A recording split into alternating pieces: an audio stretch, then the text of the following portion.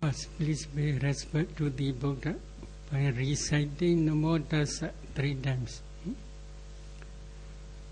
Namo Tassa Bhagavato Arahato Sama Sambuddhassa.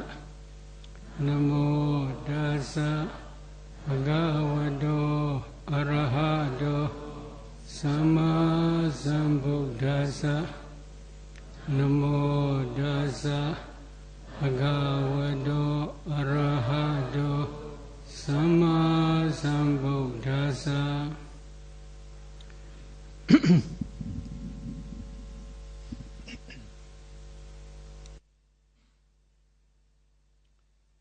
Today we would like to explain about questions. Hari ini kita akan menjawab sejumlah pertanyaan.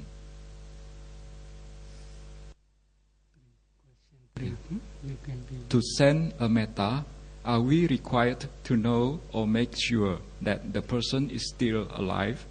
If we are not aware or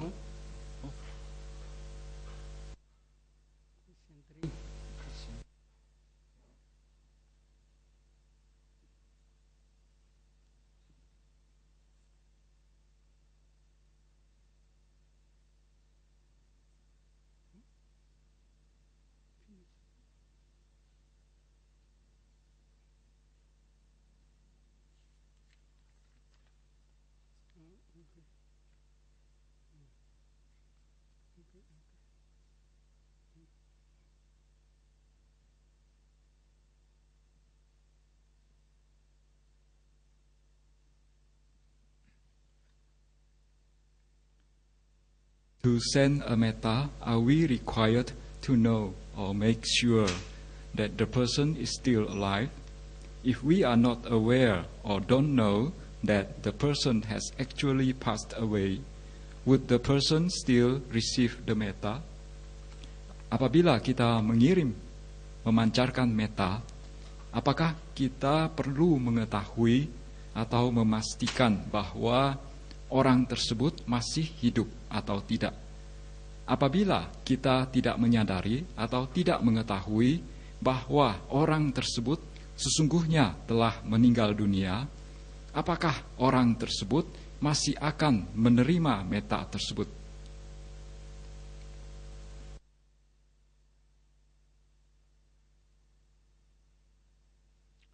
There are 2 types of metta meditation. One type is sending metta specifically, specific metta meditation.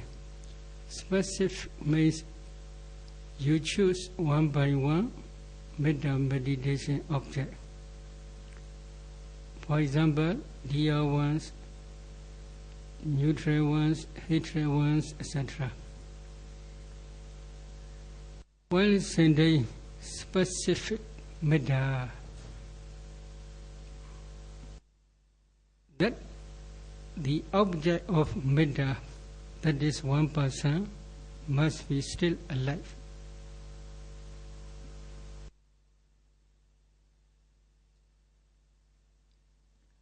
Untuk meditasi metta ada 2 jenis. Yang pertama adalah kita mengirim metta secara khusus. Jadi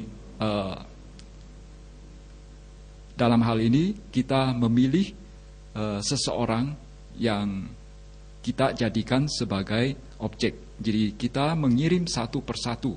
Jadi objeknya itu satu persatu. Jadi objeknya bisa orang yang kita kasihi, orang yang netral, atau orang yang kita benci dan sebagainya. Dan satu syarat lagi adalah orang yang kita jadikan objek tersebut harus masih hidup.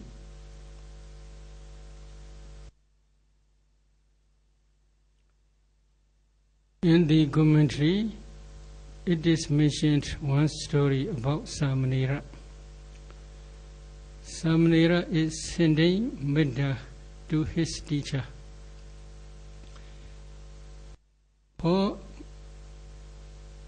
many days or for many months, he cannot attain any metta jhana.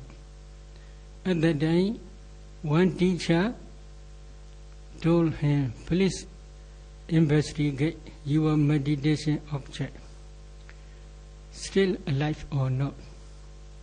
At that time, when he investigated, his teacher already passed away. Because of this reason, taking his teacher as meditation object, while he is sending metta, he cannot attain metta jhana. Di dalam satu kisah yang didapati di dalam kitab komentar atau kitab Atthakatha, diceritakan bahwa ada seorang samanera, dia berusaha untuk memancarkan metta kepada gurunya. Dia melakukan ini selama berhari-hari, berbulan-bulan, tetapi tetap tidak bisa mencapai jhana. Lantas guru lainnya memberitahu kepada samanera tersebut bahwa Anda seyogianya menyelidiki apakah objek meditasi Anda masih hidup atau tidak. Lantas setelah samaneranya menyelidiki, ternyata guru yang lainnya yang dijadikan sebagai objek meditasinya yang dia kirim metta setiap hari itu sudah meninggal dunia. Oleh karena itu, karena sudah meninggal dunia sehingga dia tidak bisa mencapai jhana. Another type is general metta meditation. General metta meditation means you do not send metta specifically one by one. You send metta taking all beings, all breathing beings, etc. At that day, it is not necessary to investigate whether they are still alive or not, because you are sending metta to all beings, all breathing beings. Among those, some may die, we cannot say exactly. So it is not necessary to differentiate whether they are still alive or not.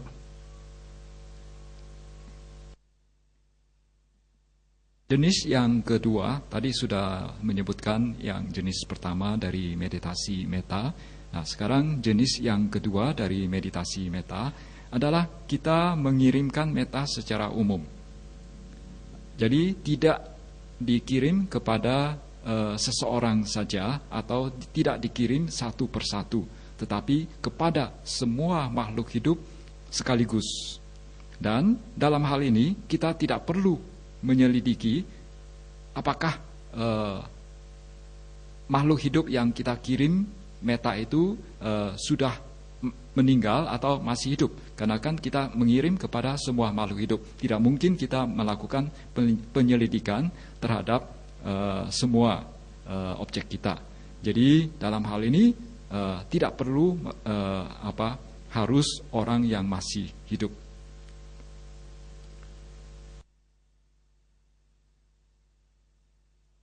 While sending metta to all beings taken as metta meditation object, first you must already attain metta jhana, taking dear ones, neutral ones, and hatred ones one by one as metta meditation object.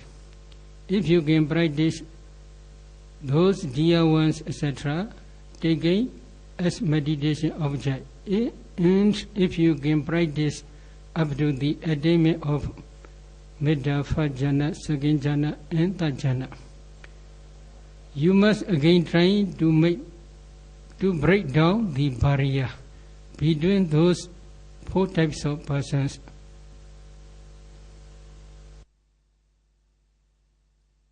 Apabila seseorang ingin mengirimkan metta kepada semua makhluk hidup, maka pertama-tama dia harus mencapai apa yang disebut sebagai metta jhana. Jadi pencapaian jhana di dalam metta. Jadi pertama-tama dia harus mengirim metta kepada seorang yang dia kasihi. Setelah itu dia mengirim metta kepada orang yang netral, kemudian dia mengirim metta kepada orang yang dibenci. Demikian satu persatu sampai dia mencapai jana yang ketiga. Jadi dia mencapai jana pertama dulu, lalu jana kedua, lalu jana ketiga. Setelah dia mencapai metta jana, lantas dia memecahkan sekat di antara makhluk-makhluk yang dia kirim tadi.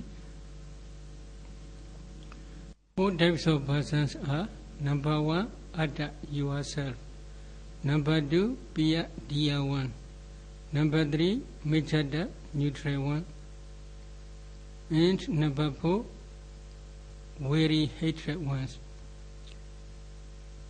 While taking dear ones, neutral ones, and hatred ones as metta meditation object, you must already easily attain metta jhana equally. While sending metta to yourself, you cannot attain jhana. Although you cannot attain jhana, there must be no differentiation between these four types of persons: yourself, dear one, neutral one, and hatred one. Jadi kalian harus memecahkan sekat di antara diri kalian, dengan orang yang kalian kasihi, dengan orang yang netral, dengan orang yang dibenci. Jadi keempat ini yang harus dihilangkan sekatnya. Jadi saya ulangi, antara diri sendiri, orang yang dikasihi, orang yang netral, dan orang yang dibenci. Jadi kalian harus sudah mampu untuk mencapai metta jhana pada saat kalian mengambil objek orang yang dikasihi, orang yang netral, orang yang dibenci secara merata. Jadi sudah mampu mencapai metta jhana pada ketiga jenis orang tersebut. Sedangkan pada diri sendiri, paling tidak kalian harus mengetahui ada perbedaan antara diri kalian dengan orang yang dikasihi, orang yang netral, dan orang yang dibenci. There is no difference. If you have equal metta within these four types of persons, at that time only you can practice metta meditation, taking all beings, etc. as meditation object. While practicing metta meditation, taking all beings as meditation object, at that time it is not necessary to differentiate whether they have still alive or not. Jadi pada saat kalian sudah memecahkan sekat di antara empat ini, berarti kalian sudah tidak membeda-bedakan lagi keempat makhluk tersebut, yaitu diri sendiri, orang yang dikasihi, orang yang netral, dan orang yang dibenci. Maka kalian baru boleh mulai memancarkan metta kepada semua makhluk hidup. Jadi semua makhluk hidup itu yang dijadikan sebagai objek. Apakah mereka masih hidup atau tidak? Dan kalian tidak perlu menyelidiki apakah makhluk-makhluknya sudah ada yang sudah meninggal atau belum. Again, there is another question. If we are not aware, don't know, that the person has actually passed away, would the person still receive the metta? This is another question. Pertanyaan yang lainnya, yang berikut adalah, apabila kita tidak menyadari bahwa orang tersebut sesungguhnya sudah meninggal dunia, apakah orang ini masih bisa menerima metta kita? What do you mean, receive metta? Apa yang dimaksud dengan menerima metta? In this case, I want to explain a little bit more. In Visuddhimagga, there is one story, maybe I had explained before, I think so, about Visakha Mahathera. He specialized Metta Jhana. Based on Metta Jhana, he practiced Vipassana. This is his usual way of practice.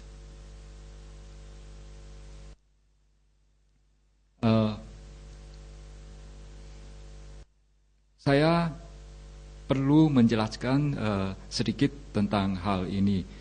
Jadi sehubungan dengan ini saya perlu menceritakan sebuah kisah yang ada diceritakan di dalam Visuddhimagga. Kisah tersebut menceritakan tentang Visakha Mahathera. Visakha Mahathera ini dia mengambil spesialisasi dalam hal pencapaian metta. Jadi dia melakukan mencapai metta jhana dulu, baru melakukan vipassana. He was a householder in Padlipota. The reputation of Buddha Sasana in Sri Lanka, he had a lot of happiness. Because of this reason, he decided to relinquish his family as well as all his requisites, and then he went to Sri Lanka. Dia sebelumnya adalah seorang perumah tangga dan tinggal di kota Pataliputra. Dan pada saat itu dia hidup dengan bahagia bersama keluarganya, tetapi akhirnya dia memutuskan untuk meninggalkan kehidupan duniawi dengan melepaskan semua kekayaannya dan ya semua harta bendanya, dan dia berangkat menuju Sri Lanka. In Sri Lanka, he ordained as a bhikkhu under the guidance of Mahatheras and Mahavihara Monastery in Anuradha.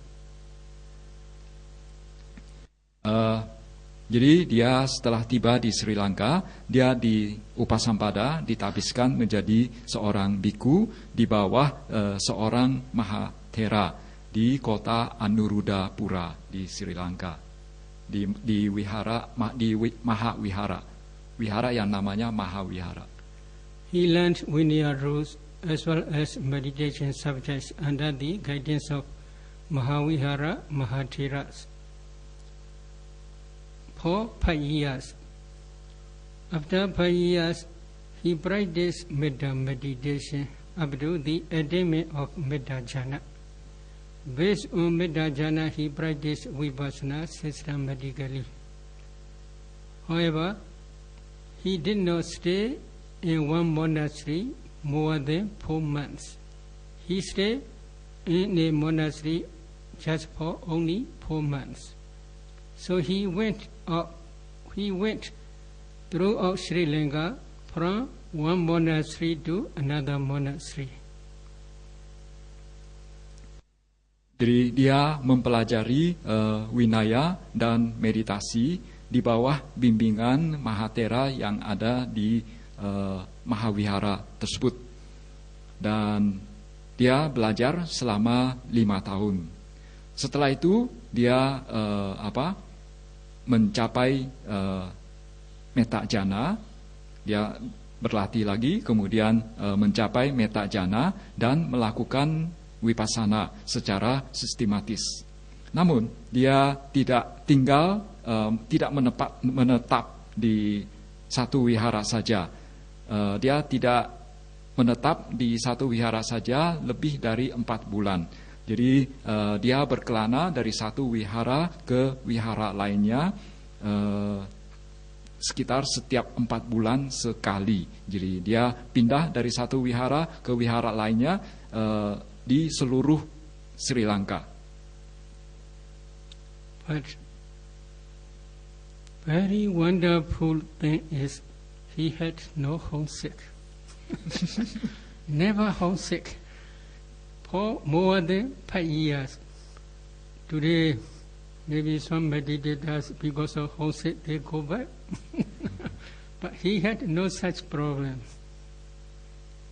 Jadi dia tidak mempunyai homesick. Jadi dia tinggal dengan tenang selama 5 tahun dan menjalaninya dengan baik. One day, he went to the Chaitala Pabda monastery. This is famous monastery, forest monastery in Sri Lanka. On the way, he saw 2 fox. 2 fox means 2 butts. 2 junction. On that junction, he cannot decide which path is leading to the Chaitala Pabda forest monastery. At that day, suddenly one Deva came out from the forest and informed him, Bhante, this path is going to the Chaitala Pabda monastery. In this way, he tell the true path. Pada suatu hari, dia berangkat ke Wihara Chaitala Pabata. Wihara Chaitala Pabata ini adalah sebuah wihara yang sangat terkenal di Sri Lanka pada saat itu. Dalam perjalanannya ke wihara tersebut, dia melihat ada dua persimpangan. Dia menemui satu persimpangan jalan, ada 2 jalan, ada 2 pilihan. Nah, waktu itu dia tidak tahu jalan yang mana yang menuju ke Wihara Chaitala Pabata. Lantas pada saat itu ada orang memberitahu kepada dia bahwa Bhante, jalan ini adalah menuju Wihara Chaitala Pabata, dan itu merupakan sebuah pemberitahuan yang benar. In Chaitala Pabda monastery, he practiced Metta meditation. Based on Metta jhana, he always practiced Vipassana. At the end of 4 months, he wanted to depart Chaitala forest monastery. However, before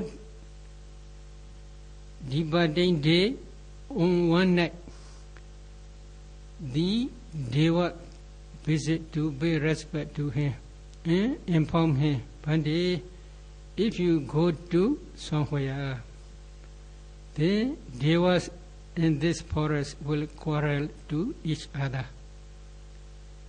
Because of your metta, now Devas are very peaceful, they do not quarrel to each other. So please do not depart from this monastery. In this way, he asked.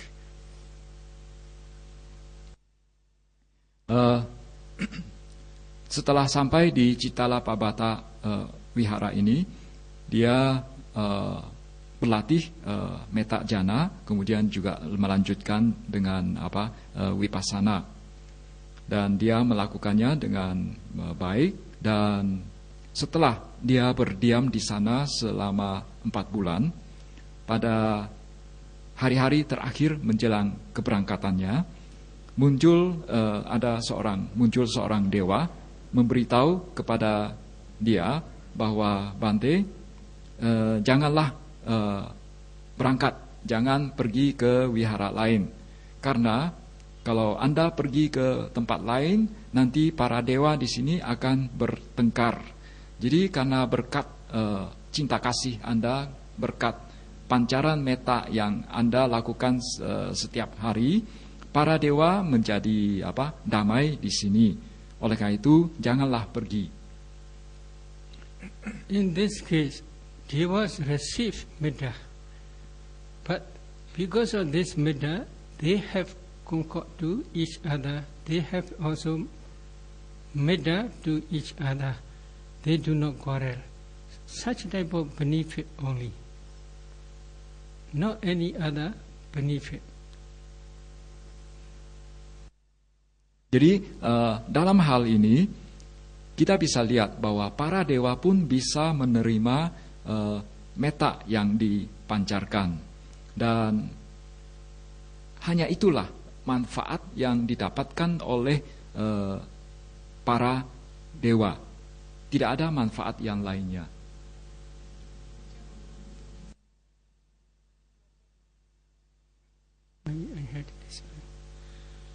Actually, Metta meditator received highest benefits. In this case, Visakha Mahathera, because of the asking of Deva, he continued to stay in Chaitala Pabada monastery, and based on Metta Jhana, he practiced Vipassana again and again. Then he became Arhat. This is highest achievement. So the receiver is receive only just maybe metta or not to quarrel only. Mind change only. Metta means their mind change from anger to metta. Because of this reason, they may have respectful manner to each other only. But highest benefit is the meditator got. In this case, Venerable Visakha, based on Metta Jhana, he practiced Vipassana systematically, and then he attained up to Rahatship, and he took Pranibbana there. He took Pranibbana there. Jadi karena permintaan para dewa itu, Visakha Mahathera dia tetap tinggal di wihara Chaitala Pabata. Dan selama dia tinggal di wihara Chaitala Pabata itu, berdasarkan metta jhana yang telah beliau peroleh, beliau capai, beliau tetap melanjutkan latihan wipassananya, sehingga akhirnya dia mendapatkan pencapaian yang tertinggi, yaitu menjadi seorang arahat. Jadi dalam hal ini kita bisa lihat bahwa objek yang kita pancarkan metta, yaitu dalam kasus ini adalah para dewa, mereka hanya bisa merasakan mettanya, sehingga dari kondisi batin yang penuh kemarahan menjadi penuh metta, menjadi damai. Jadi hanya itu yang mereka dapatkan para dewa. Sedangkan pencapaian yang jauh lebih tinggi adalah didapatkan oleh mereka yang memancarkan metta. Jadi dalam hal ini adalah Visakha Mahathera. Jadi karena dia sudah mencapai metta jhana, lantas dia melakukan vipassana, akhirnya menjadi seorang arahat. Dan dia tinggal sampai beliau meninggal atau mencapai parinibbana di wihara tersebut. In his question, here divided one received metta or not. In this way they ask. That divided one, after that, if he already became deva, like the Chaitala Pabata devas, and if he also know such and such person is sending metta to him or to her, then his mind or her mind may change. Change means from anger mind to metta mind. Such type of changing is possible. Pertanyaan berikut adalah, apakah seorang yang sudah meninggal bisa menerima pancaran metta yang kita kirimkan? Pertama, apabila orang tersebut terlahir sebagai dewa, misalnya dalam hal ini dia adalah dalam kasus ini di para dewa yang di Chaitala Pabata. Dan para dewa ini mereka mengetahui, mereka merasakan atau mengetahui kita memancarkan metta kepada mereka. Maka para dewa dalam diri para dewa akan muncul perubahan kondisi batin mereka yang mungkin semula adalah penuh dengan kemarahan, mereka berubah menjadi penuh dengan metta. Jadi yang terjadi adalah perubahan batin mereka.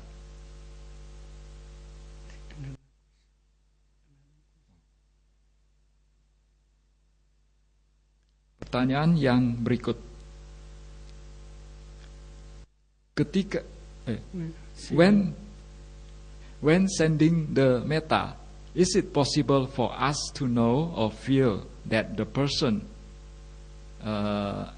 for example, the receiver of the metta is still alive?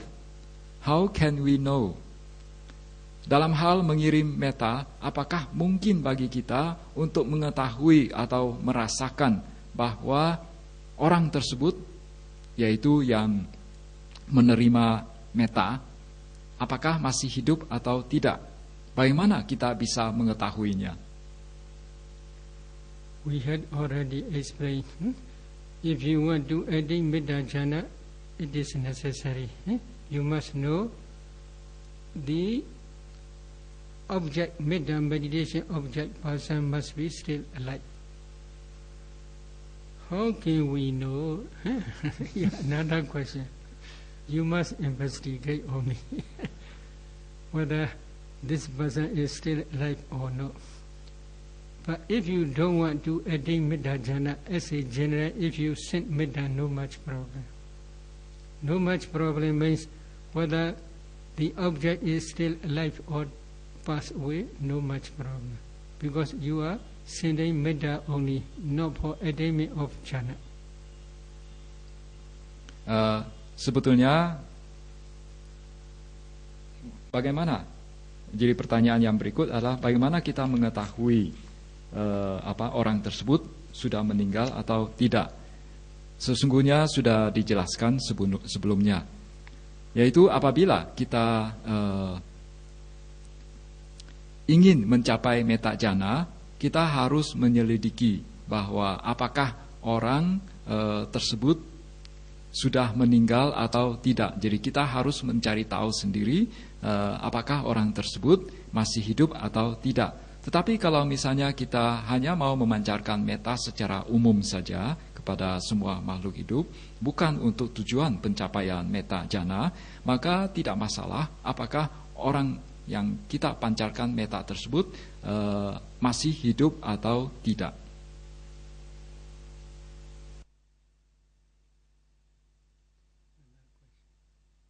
Pertanyaan yang berikut.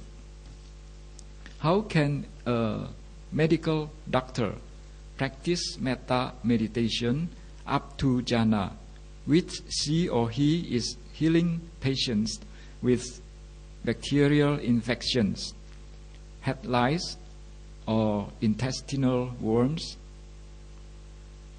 infection, or any other parasitic infections, to equally love both the patients and the creatures attacking patients? Bagaimana seorang dokter bisa mempraktekkan meditasi metta sampai pencapaian jhana, di mana dia berusaha di samping berusaha untuk menyembuhkan pasien yang mengalami infeksi bakteri atau mengalami mendapat cacing di perut atau infeksi parasitik lainnya, di mana bisa sama-sama mencintai pasien, juga mencintai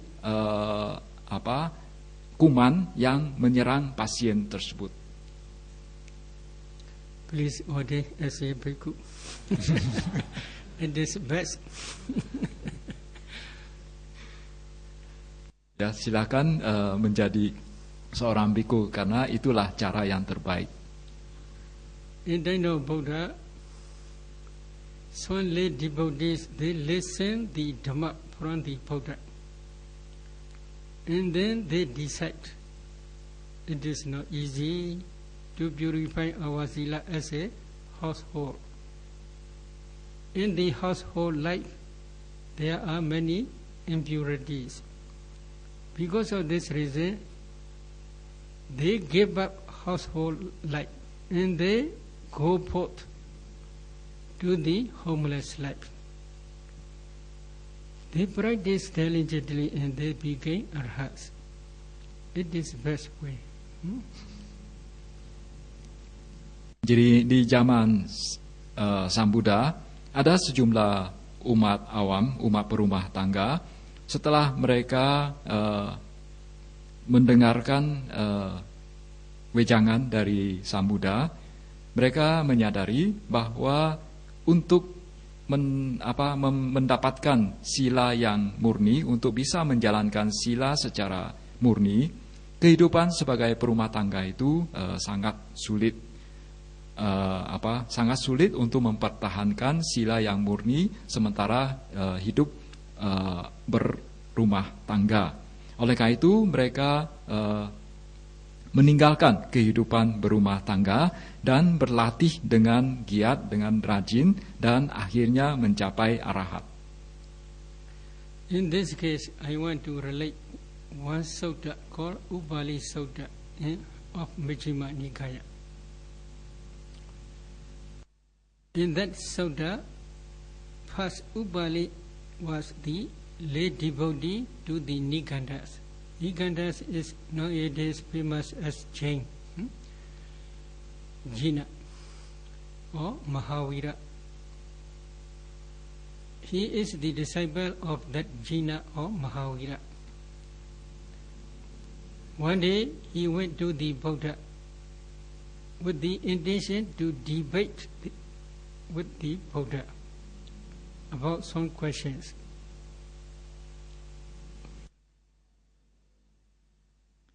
Sehubungan dengan ini, saya ingin menceritakan atau memberitahu sebuah sutta yang berjudul Upali Sutta. Upali Sutta ini bisa ditemukan di dalam Majjhima Nikaya. Dan dalam sutta ini dikisahkan bahwa pada saat itu ada seorang umat awam yang bernama Upali. Upali ini dia adalah siswa dari seorang guru di zaman Sang Buddha juga yang namanya Nigantha. Nigantha ini dari ajaran yang lain. Dan dia biasanya disebut juga sebagai Jina atau Mahavira. Dan sebagai murid dari Nigantha, Upali suatu hari pergi menghadap ke Sang Buddha, pergi menemui Sang Buddha, ingin mengajak Sang Buddha untuk berdebat atau ingin mengajukan sejumlah pertanyaan. According to Buddha's teaching, there are three types of karma or action: bodily action, verbal action, and mental action. Bodily karma, kaya karma; verbal action, verbal karma, vaci karma; and mental action, mano karma. Menurut ajaran Sang Buddha, ada tiga jenis karma atau perbuatan, yaitu perbuatan yang dilakukan melalui jasmani, perbuatan yang dilakukan melalui ucapan, dan perbuatan yang dilakukan melalui pikiran atau batin.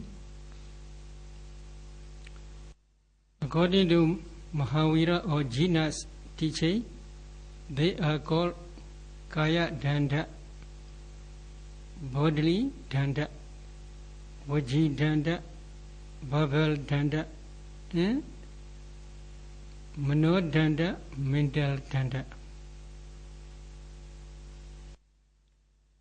The what are different but meaning is same. Menurut ajaran Jina atau Mahavira atau Nigantha itu, perbuatan ada tiga jenis danda, yaitu kaya danda, danda melalui jasmani, danda melalui ucapan dan melalui pikiran. Ketiga hal ini sama seperti dengan tiga jenis kama itu. Among these three types of karma, the question is, which is the worst? This is question. Which is